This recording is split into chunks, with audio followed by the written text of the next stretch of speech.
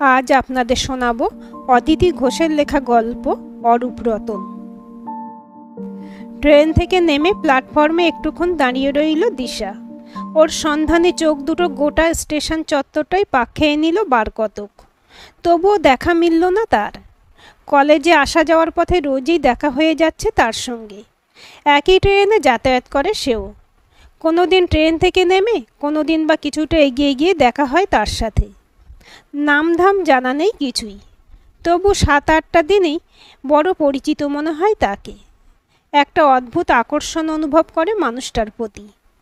ওহ, কি দারুণ হ্যান্ডসাম, ড্রেসগুলোও পরে তেমনি। কি সুন্দরই না লাগছিল সেদিন চকলেট কালারের ব্লেজারটা পরে।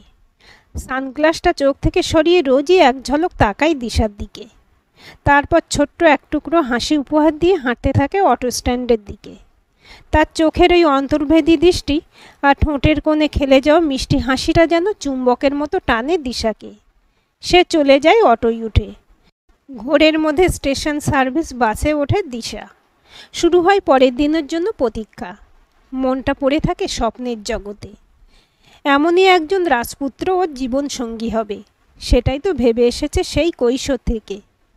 12ই পা দিতেই রোগাটে ভাবটা চলে গিয়েছিল দিশার। সাথে সাথে রঙের খোলতাই দিয়েছিল আরও। একটা টিপ পরলে বা সাজলেই ঠাম্মা বলতো, দেখ দেখ খোকা, কি সুন্দর লাগছে তোর মেয়েকে, যেন রাজকন্যা। আমার এই রাজকন্যার জন্য একদিন ঠিক কোনো রাজপুত্র এসে হাজির হবে। রূপের জোরে কত গরিবের মেয়েই তো রাজরানী হয়েছে, আমার নাতনিও হবে। ঠাম্মার কথাগুলোই বাবার মনে কোনো প্রতিক্রিয়া হচ্ছে কিনা সেই খোঁজ রাখত না দিশা। তবে অন্তর থেকে বিশ্বাস করত নিজে। রাত্রে পড়াশোনা হয়ে গেলে রূপকথার গল্প বলতো ঠাম্মা। সেই সব গল্পগুলো গোগ্রাসে গিলত দিশা। জঙ্গলে শিকার করতে গিয়ে অচিনপুরে রাজপুত্রের দেখা হয়ে গেল ঘুঁটেকুড়ুনি মেয়ের সঙ্গে। কি রূপ সেই মেয়ের! রূপের ছটায় যেন ঝলসে গেল রাজপুত্রের চোখ। ঘোড়া থামালো রাজপুত্র। তারপর সঙ্গে করে নিয়ে চলল সেই সুন্দরী কন্যাকে। ধুমধাম করে বিয়ে হলো ঘুঁটেকুড়ুনির মেয়ের সঙ্গে রাজপুত্রের। তারপর কি হবে? গল্প শেষ হলেও আরও কিছুক্ষণ স্বপ্নরাজ্যে বিরাজ করত দিশা। কি হবে তারপর? সোনার খাটে ঘুমাই কন্যা, রূপোর খাটে পা। ইস, কি দারুণ ব্যাপার! ঠাম্মা বলতো, সবটাই ভাগ্য, ভাগ্যে থাকলে সবই হয়।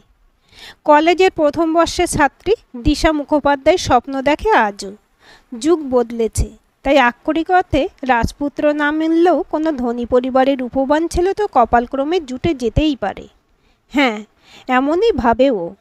মনের মধ্যে একটা প্রশ্ন উঁকি দিচ্ছে দুদিন ধরে। আচ্ছা, দিশার ভাগ্যে যে রাজপুত্র লেখা আছে এই সে নয় তো? ধুত, মনটাই খারাপ হয়ে গেল। মায়ের বারণ না শুনে পিসির দেওয়া সবচেয়ে ভালো কুর্তিটাই পরে এসেছিল আজ। একেবারে মাঠে মারা গেল আজকের সাজটা। সর্বসাকুল্যে পরার উপযুক্ত 4টে ড্রেস ওর। গত 2 বছর ধরে এই 4টেই জমেছে। পিসি না দিলে এবার পুজোয় হয়তো এত ভালো জামা হতোই না। বাবা কিনেছে শুধু ভাইয়েরটা। ঠাম্মা মায়ের জন্য একটা 8 পৌড়ে কাপড় কিনে দিয়েছিল। পুজোর সময় মা বলেছিল, কোথা থেকে দেবে তোর বাবা? সব মানুষই এখন বাইক কিনছে, সাইকেল সারাতে আসে কজন তোর বাবার দোকানে? তারপর আবার জিনিসপত্রের যা দাম, তোকে পড়ানো তো দূরের কথা, সংসারটাই চলতো না তোর ঠাম্মা পেনশনটা না পেলে। দিশা জানে দাদু পিয়নের কাজ করতো বলে ঠাম্মা পেনশন পায়, আর ঠাম্মার টাকাতেই ও পড়াশোনা করে। তবু এসব কথা শুনতে ভালো লাগে না রোজ রোজ। শুধু অভাব আর অভাব। অন্য বন্ধুদের সব কত ভালো ভালো বাড়ি, আর সেখানে ওদের 2 কুঠুরি টালির চালের বাড়ি। প্রীতির বাবার কত বড় মুদিখানার দোকান, আর ওর বাবা মদন মুখুজ্জের ছোট্ট সাইকেল সারানোর দোকান, তাও আবার চালা ঘরে। দিশার কপালটাই আসলে মন্দ। কিন্তু একবার যদি ভাগ্যের চাকাটা ঘুরে যায়, তাহলেই তো কেল্লা ফতে। তখন ওই পারবে বাবাকে সাহায্য করতে। প্লাস্টিকের লাল বালা পড়া নিজের ধবধবে ফর্সা হাত দুটো ঘুরিয়ে ফিরিয়ে দেখল দিশা। বেশ মানিয়েছে এ দুটো ওর হাতে। কিন্তু দুর্ভাগ্য এমনই যে দেখল না কেউ। একটা দীর্ঘশ্বাস ফেলে বাসের দিকে এগিয়ে গেল দিশা। আগের বাসটা চলে গেছে, আর দেরি করলে এটাও ছেড়ে দেবে। তাড়াতাড়ি পা ফেলে বাসের দরজার সামনে দাঁড়াতেই কে যেন পিছন থেকে ডাক দিল কারো উদ্দেশ্যে। বেশ ভরাট পুরুষ কণ্ঠ। ঘাড় ঘুরিয়ে পিছন ফিরে তাকালো দিশা। আরে ওই তো সে। হাত নেড়ে ডাকছে দিশাকেই। পাশে একজন ভারী চেহারার ভদ্রমহিলা। বাসে না উঠে পায়ে পায়ে এগিয়ে গেল দিশা। ও স্বপ্নের রাজপুত্র এগিয়ে এলো কয়েক পা। নীল জিন্স আর লাল টি শার্ট পরেছে আজও। চেহারাটা ঋত্বিকের মতো, তবে মুখটা আরও মিষ্টি। সিনেমা টিনেমায় নামেনি কেন কে জানে। নিশ্চয়ই খুব বড় চাকরি করে। কিন্তু ওকে আজ ডাকছে কেন? তবে কি দিশার মনের কথা বুঝে ফেলেছে ও? হাই, আমি রূপম। আপনার সঙ্গে কথা বলার জন্য আজ অফিস কামাই করেছি। অথচ দেখুন, আপনাকে খুঁজেই পাচ্ছিলাম না আজ। আমি একা নয়, আমার সঙ্গে আমার মাও রয়েছে আজ। মাকে আপনার কথা বলেছি। মা আপনাকে দেখতে চায়, তাই আমার সঙ্গে এসেছে। নিজের পোশাকটার উপর আর একবার চোখ বুলিয়ে নিয়ে মিষ্টি করে হাসল দিশা। মনে মনে বলল, যেমন রূপ তেমনি মিষ্টি নাম, রূপম। ভাগ্যের চাকাটা কি তবে সত্যিই ঘুরতে চলেছে এবার? রূপম বলল, এখানে দাঁড়িয়ে তো কথা বলা যাবে না, চলুন প্ল্যাটফর্মের শেষ দিকের গাছের তলার বেদিটাই বসা যাক। লজ্জা লজ্জা মুখে রূপমকে অনুসরণ করল দিশা। এখন সকাল 10:30। এই সময় তেমন ভিড় নেই স্টেশন মার্কেটের অরূপ বোসের এই চায়ের দোকানটায়। তাই নিজের দোকানে বসেই একটা গল্পের বই পড়ছিল অরূপ। টুকটাক খরিদ্দার এলে সামলে নেয় গুনু। আর বয় হিসেবে নান্টু তো আছেই। দোকানটা বেশ ভালোই চলে। একা সবটা সামলাতে পারবে না বলে প্রথম থেকেই হেল্পিং হ্যান্ড হিসেবে পাড়ার ছেলে গুণময়কে রেখেছিল অরূপ। সকাল 6টা থেকে 9টা আর বিকেল 5টা থেকে রাত 8টা। এই দুটো সময় দোকানে ভিড় খুব বেশি হয়। বোস টি স্টল নামে চায়ের দোকান হলেও শুধু চাই পাওয়া যায় না এখানে। রকমারি বিস্কুট, কেক, পেস্ট্রির সাথে সাথে বাটার টোস্ট, এগ টোস্ট, ডিমের অমলেটও পাওয়া যায়। প্রতিদিনই ওই নির্দিষ্ট সময় দুটোই যেন নিঃশ্বাস ফেলার উপায় থাকে না মালিক কর্মচারী কারোরই। তবে বাকি সময় গুনু দিব্যি চালিয়ে দেয় একাই। বই পাগল অরূপ সেই সময় বইয়ের মধ্যে ডুবে যায়। পাস কোর্সে গ্র্যাজুয়েশন করে চাকরি বাকরি হবে না জেনেই চায়ের দোকানটা খুলেছিল অরূপ বছরখানেক আগে। প্রথম একটু খারাপ লাগতো, তবে এখন আর কিছু মনে হয় না। বরং বন্ধুদের বলে, এই তো বিন্দাস আছি, তোদের মতো পরাধীন জীবন নয়। দিব্যি দোকানও সামলাচ্ছি, খাচ্ছি দাচ্ছি, আবার পছন্দ মতো লাইব্রেরির বই এনেও পড়ছি। এভাবেই মা ছেলে দুজনে মিলে কাটিয়ে দেব জীবনটা। তরুণ আশিস জামালের মতো ঘনিষ্ঠ বন্ধুরা বলে, এটা কিন্তু তুই ঠিক বলছিস না অরূপ। তোর রোজগারপাতি আমাদের থেকে অনেক ভালো। তাই মা ছেলেতে থাকতে হবে না শুধু তোকে। দাঁড়া, খুব শিগগির কাকিমা বিয়ের জন্য তারা লাগালো বলে। 25 বছরের তরতাজা যুবক অরূপ দীর্ঘশ্বাস গোপন করে বলে, তোরাও যেমন পাগল। আমার মতেই হতকুচ্ছিত রূপ নিয়ে বিয়ের কথা কেউ ভাবে? কোন মেয়ের মরণদশা ধরবে শুনি আমাকে বিয়ে করার?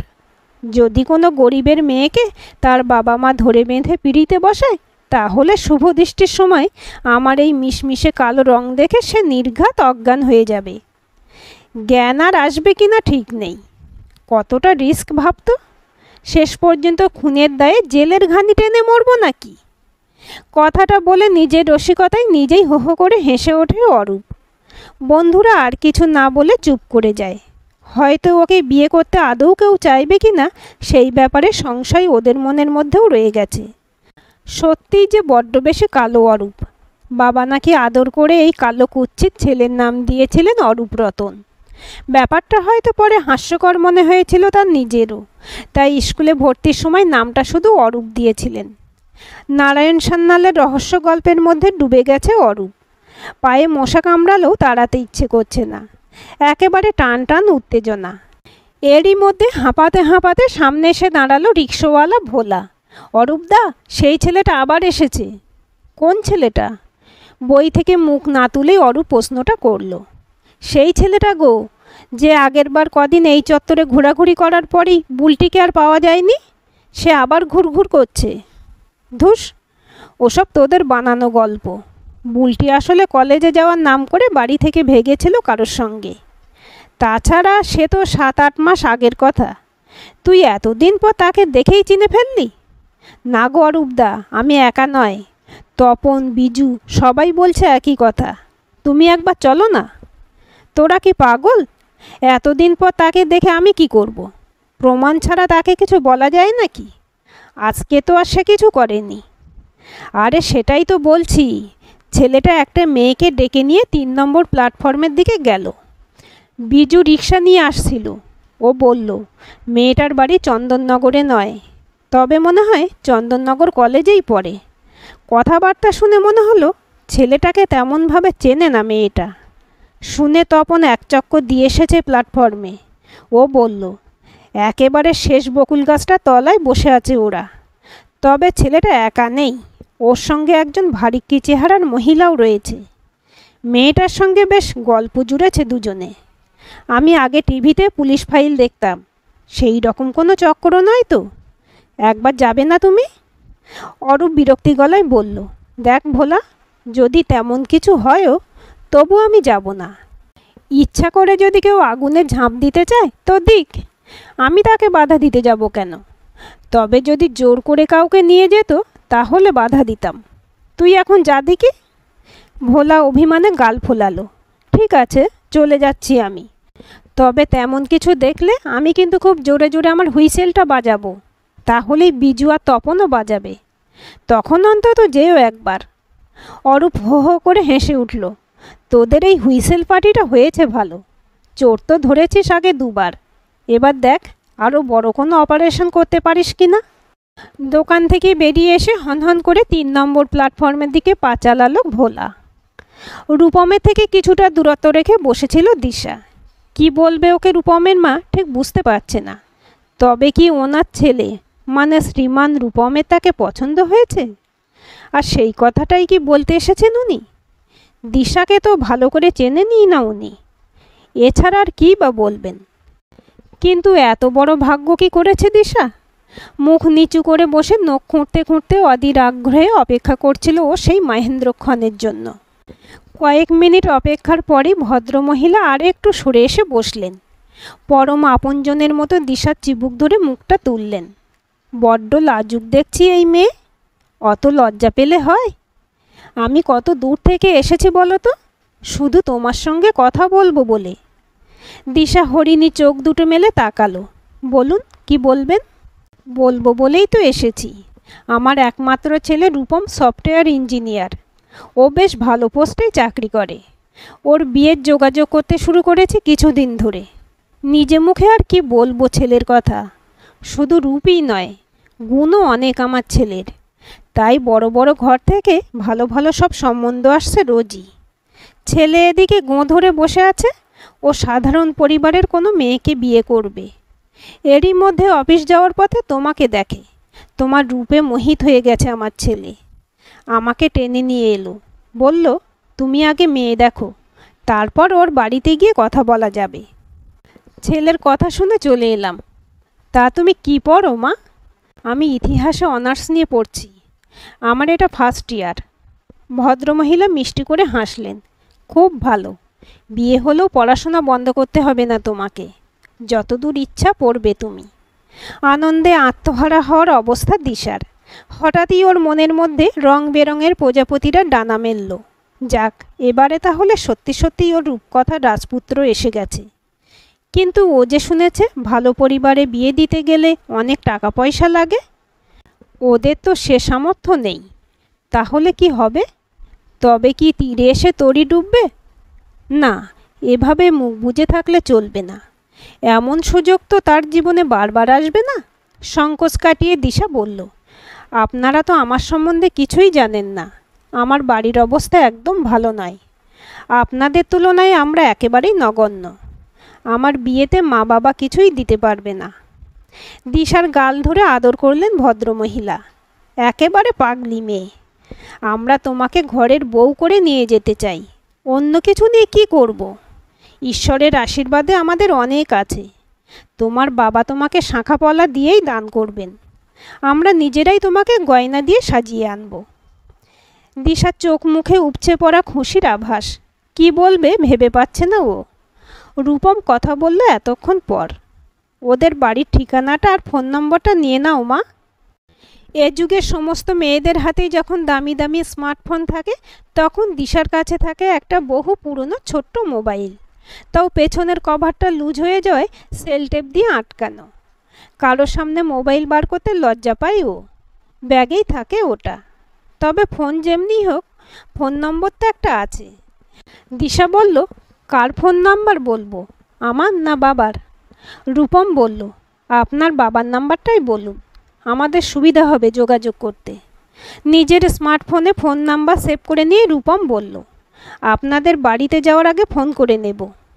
দিশা উঠে দাঁড়ালো, এবার তাহলে আমি আসি?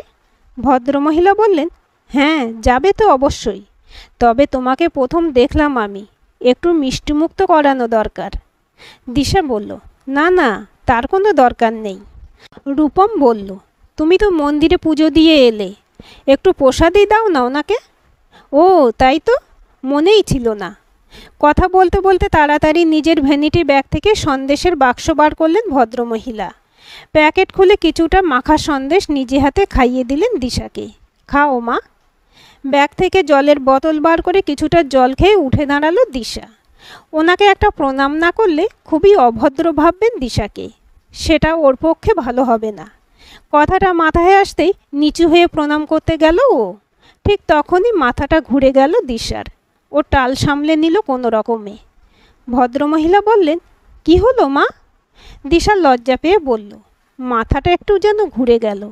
সে কি, তোমার মাথা ঘোরার রোগ আছে নাকি? দিশা বলতে গেল কিছু, কিন্তু তার আগেই রাজ্যের ঘুম জড়িয়ে এলো চোখ দুটোতে। শরীরটা যেন এলিয়ে যাচ্ছে, সোজা হয়ে দাঁড়াতে পারছে না কোনো রকমে। তাড়াতাড়ি ওকে ধরে নিয়ে বেদিতে বসালেন ভদ্রমহিলা। নিজের রিক্সা তপনের জিম্মায় রেখে দিয়ে এতক্ষণ প্ল্যাটফর্মের এক কোণে ঘুপটি মেরে বসেছিল ভোলা। সমস্ত গতিবিধি লক্ষ্য করছিল ওই আগন্তুকদের। আর এক মুহূর্ত দেরি না করে পকেট থেকে হুইসেলটা বার করে বাজালো 3 বার। রিক্সা স্ট্যান্ডে দাঁড়িয়ে বিজুও বাজালো ওর হুইসেলটা। শব্দটা কানে যেতেই হুঁশ হলো অরূপের। তবে কি ভোলা যা সন্দেহ করছিল সেটাই ঠিক? ইস, কেন ভোলার কথা শুনে একবার গেল না ও। বই ফেলে চটি দুটো পায়ে গলিয়ে ছুটতে লাগলো প্ল্যাটফর্মের দিকে। আসার সময় গনুকে বলল, দোকান থেকে কোথাও যাস না? অরূপ 3 নম্বর প্ল্যাটফর্মে যখন পৌঁছালো, তখন একটা হাওড়া বর্ধমান লোকাল ঢুকে গেছে প্ল্যাটফর্মে। ওকে দেখতে পেয়ে ভোলা চিৎকার করে ডাকলো, তাড়াতাড়ি এসো অরূপদা। অরূপ একটু দূর থেকেই দেখতে পেল একজন মহিলা একটা অল্প বয়সী মেয়েকে জাপটে ধরে লেডিস কম্পার্টমেন্টের দরজার দিকে এগোচ্ছে। মেয়েটার নিজের পায়ে দাঁড়ানোর শক্তি নেই, তবে কাছে পিঠে কোনো সুদর্শন ছেলেকে নজরে পড়ছে না। মহিলার সঙ্গে কথা কাটাকাটি করছে ভোলা আর বিজু। মহিলা ওদের খুব মেজাজ দেখাচ্ছে। অরূপ ছুটে গিয়ে সেখানে পৌঁছানোর আগেই মহিলা টেনে হিঁচড়ে মেয়েটাকে ট্রেনে তুলে ফেলল। কি করবে বুঝতে পারছে না অরূপ। লেডিস কম্পার্টমেন্টের মধ্যে উঠে কিছু বলতে গেলে প্যাসেঞ্জাররা তাকেই ভুল বুঝবে। মহিলা যেটা বোঝাবে সেটাই বুঝবে সবাই। 7-5 ভাবতে ভাবতে ট্রেনটা ছেড়ে দিল। কিংকর্তব্য বিমূঢ় অরূপ চলন্ত ট্রেনেই উঠে পড়ল। লেডিস কম্পার্টমেন্টের পরের কম্পার্টমেন্টটাই ওকে উঠতে দেখে পরের গেট দিয়ে উঠে পড়ল ভোলা আর বিজু। প্রতিটি স্টেশনে লক্ষ্য রেখেছে ওরা। মগরা স্টেশনে নেমে পড়ল মহিলা মেয়েটাকে নিয়ে। কয়েকজন মহিলা এগিয়ে এসে তাদের নামতে সাহায্য করলেন। ওরা নামতেই ছুটে এলো একজন সুদর্শন যুবক। অরূপের বুঝতে অসুবিধা হলো না এই তাহলে সেই আসল কালপ্রিট। সঙ্গে সঙ্গে ওদের ঘিরে ধরল অরূপ, ভোলা, বিজু। মহিলা বেগতিক দেখে মেয়েটাকে ছেড়ে দিতেই প্ল্যাটফর্মের উপর আছড়ে পড়ল মেয়েটা। সেই নায়ক মার্কা চেহারা ছেলেটা বিজুকে এক ধাক্কায় ফেলে দিয়ে ছুটতে লাগলো। তার পিছু পিছু ছুটতে লাগলো মহিলাও। ভোলা ওদের দিকে ধাওয়া করলো চেঁচাতে চেঁচাতে। বিজুকে টেনে তুলে অরূপ এগিয়ে গেল মেয়েটার দিকে। দুজনে মিলে মেয়েটাকে তুলে ওরা বসালো একটা বেঞ্চে। অনেকে ভিড় করে এসে দাঁড়ালো। মাথায় চোখে মুখে জল দেওয়ার পর মেয়েটা চোখ মেলে তাকালো। তবে কপালে আর কনুইতে চোট লেগেছে তার। সিরিয়াস কিছু যদিও নয়, তবুও অনেকেই জ্ঞান দিল ইমিডিয়েট ফার্স্ট এড করানো দরকার। কিন্তু সে ব্যাপারে কোনো আগ্রহ দেখালো না কেউ। ভোলা হাঁপাতে হাঁপাতে ফিরে এসে জানালো ওরা 2 নম্বর প্ল্যাটফর্মে গিয়ে বর্ধমান হাওড়া লোকালে উঠে পালিয়েছে, ধরতে পারেনি ওদের। অনেকে জানতে চাইল কি ঘটেছে। ভোলা বলতে যাচ্ছিল সত্যি ঘটনাটা। তার আগেই অরূপ বলল, এই মেয়েটিকে ধাক্কা দিয়ে ফেলে দিয়ে ওর পার্স নিয়ে পালিয়েছে, তাকে ধরা গেল না। ভ্যাবাচাকা খেয়ে চুপ করে গেল ভোলা। অনেকে বলল, এ তো মশাই নিত্যদিনের ঘটনা। ক্রমশ ভিড় ফাঁকা হতে লাগলো। মেয়েটা এখনও কথা বলতে পারছে না দেখে ফ্যাসাদে পড়ল অরূপ। বলল, এবার কি করব তোরাই বল। পর উপকার করতে যাওয়ার ফলটা দেখছিস তো? ভোলা বলল, আর ঝামেলা নিয়ে কাজ নেই, পুলিশের হাতে তুলে দিলে পুলিশ বাড়ি পৌঁছে দেবে ঠিক। অরূপ মেয়েটার ব্যাগ থেকে ছোট্ট মোবাইলটা বার করে কল লিস্ট দেখতে লাগলো। কয়েকটা মেয়েদের নাম দেখতে দেখতে চোখ পড়ল বাবা লেখা রয়েছে একটা নাম্বারে। সেই নাম্বারে ফোন করলো অরূপ। ভদ্রলোক জানালেন তার নাম মদন মুখোপাধ্যায়। এটা তার মেয়ে দিশা মুখোপাধ্যায়ের ফোন। মদন মুখোপাধ্যায়ের একান্ত অনুরোধে ভোলা আর বিজুর সাহায্যে দিশাকে চন্দননগর স্টেশনে ফিরিয়ে দিয়ে এলো অরূপ। একটা মেডিকেল স্টোরে গিয়ে ফার্স্ট এড করিয়ে অপেক্ষা করতে লাগলো দিশার বাড়ির লোকেরা আসার অপেক্ষায়। আস্তে আস্তে নিজের সেন্স ফিরে পাচ্ছিল দিশা। চোখের সামনে রাজপুত্রের বদলে মিশমিশে কালো বলিষ্ঠ চেহারার মানুষটাকে দেখে বেশ বিরক্তি লাগছিল ওর, কিন্তু বুঝতে পারছিল না কি করে কি হয়ে গেছে। দেখতে দেখতে পেরিয়ে গেছে 3টে বছর। মোহভঙ্গ হতে বেশি সময় লাগেনি দিশার। স্বপ্নরাজ্য থেকে পেরিয়ে এসে বাস্তবের মাটিতে পা রেখে বুঝেছিল দিশা যে জীবনটা রূপকথা নয়, রূপের থেকে অনেক বড়, অনেক আদরণীয় একজন মানুষের আদর্শ মনুষ্যত্ব বিবেচনাবোধ। এই চরম সত্যটা উপলব্ধি করতে পেরেছিল বলেই একটা সুখী জীবন পেয়েছে ও। রূপহীন অরূপের ঘরণী দিশা বিয়ের পর পড়াশোনার সুযোগ পেয়েছিল। ইতিহাসে অনার্স নিয়ে গ্র্যাজুয়েশন করেছে গত বছর। তবে আরও একটা বড় প্রাপ্তি ঘটেছে তার। গত সপ্তাহে মা হয়েছে দিশা। ওর কোল জুড়ে এসেছে ফুটফুটে সুন্দর একটা মেয়ে। দায়ে পড়ে অরূপকে বিয়ে করেনি দিশা, স্বেচ্ছায় অরূপের গলায় মালা দিয়েছে ও। ভীষণ ভালোবাসে ও অরূপকে। অরূপ ওর কাছে আজ হয়ে উঠেছে সত্যিই অরূপ রতন। আজকের গল্পটি কেমন লাগলো কমেন্ট করে জানাবেন। ভালো লাগলে লাইক, হাইপ, শেয়ার করবেন। আর চ্যানেলটি সাবস্ক্রাইব করে বেল আইকনটি ক্লিক করে রাখতে ভুলবেন না।